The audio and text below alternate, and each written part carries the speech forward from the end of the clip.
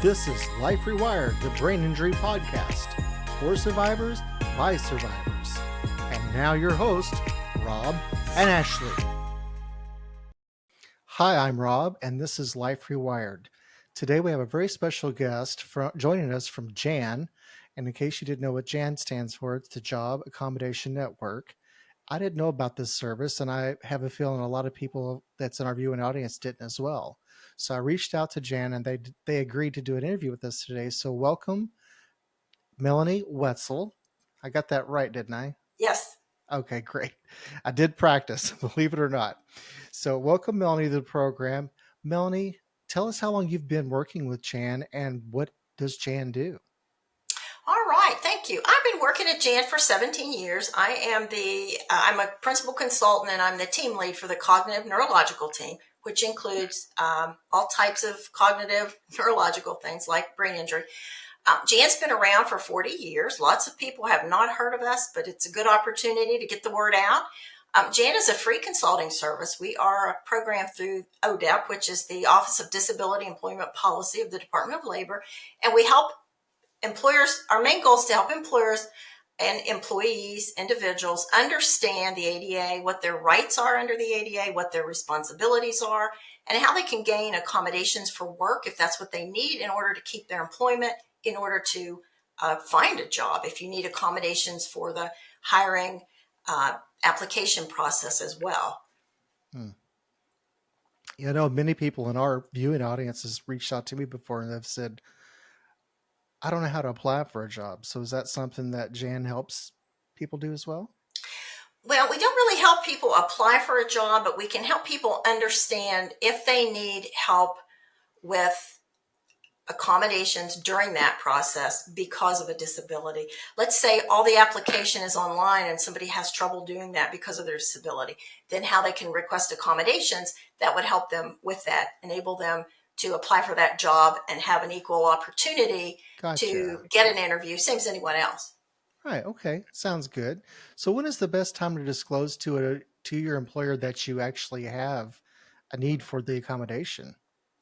Well, you can disclose at any time. A lot of people feel like they want to disclose upfront, be open and honest, but it's not dishonest or if you don't disclose upfront. If you don't need an accommodation at the beginning, like during the application or hiring process, you don't have to disclose. Some people want to wait until they get an offer of employment. Some people don't know what they'll need, so they're not sure if they want to disclose. They don't want the employer knowing until they've had a chance to show that, hey, I can do this job. I'm qualified for this job. So we would say the best time to disclose is when you need an accommodation. And that could be the first day on the job. It could be months into the job. We talk to people way down the road who were doing fine in the job, and then something about their disability change or something about the job change, and they needed to request accommodations.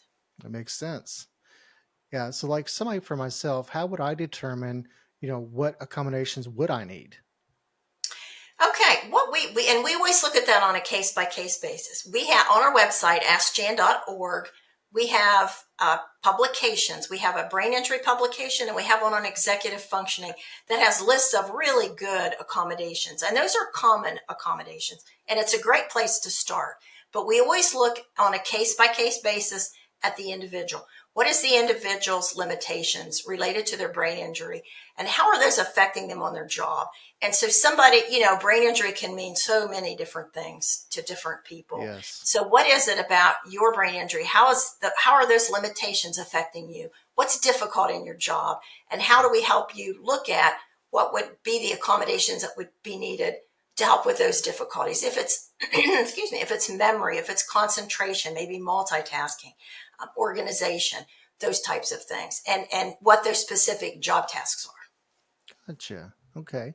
Let me ask you this. Is this something that your doctor can help you do? And if so, how do you go about doing that? Yes. Your employer can ask for medical documentation just to verify that you do have a disability, and your doctor can really be helpful. The employer is entitled to know that there is a disability involved, but what's really helpful is information about those limitations, because that's where the accommodations come in. And so if your employer has information about memory difficulties and how that affects your job, then they can be a lot more informed about how those accommodations are going to be helpful. Gotcha. Now, if somebody wants to get in touch with Jan, do they just call the phone number? Do they get in touch to the website? What's the best way to get the ball rolling?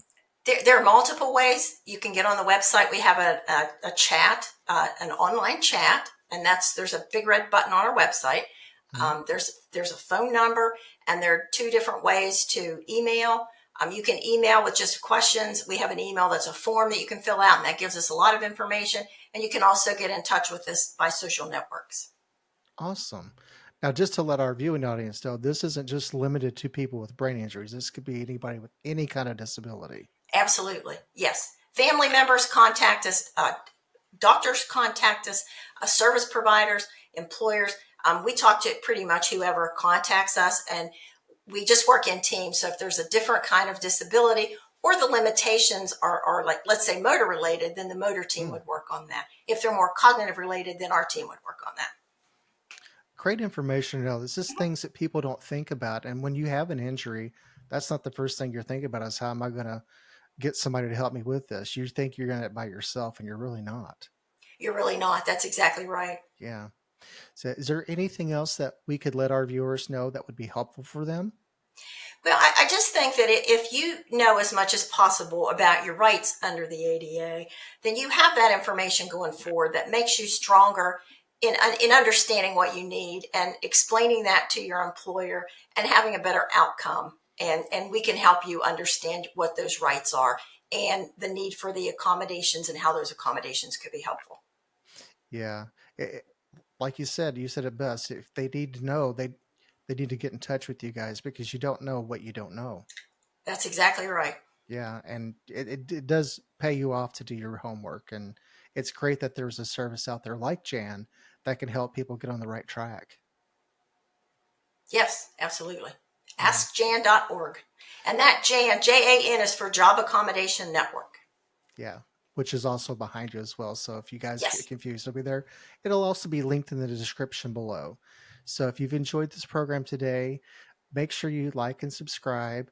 Reach out to Jan if you need that accommodation. They can be of a big assistance to you. And Melanie, thank you so much for joining us today. I am very pleased and honored that you took out the time to speak with us. Thank you. Thank you for the invitation and the opportunity to get that information out there. Thank you. You're very welcome. See you guys next week. Bye bye.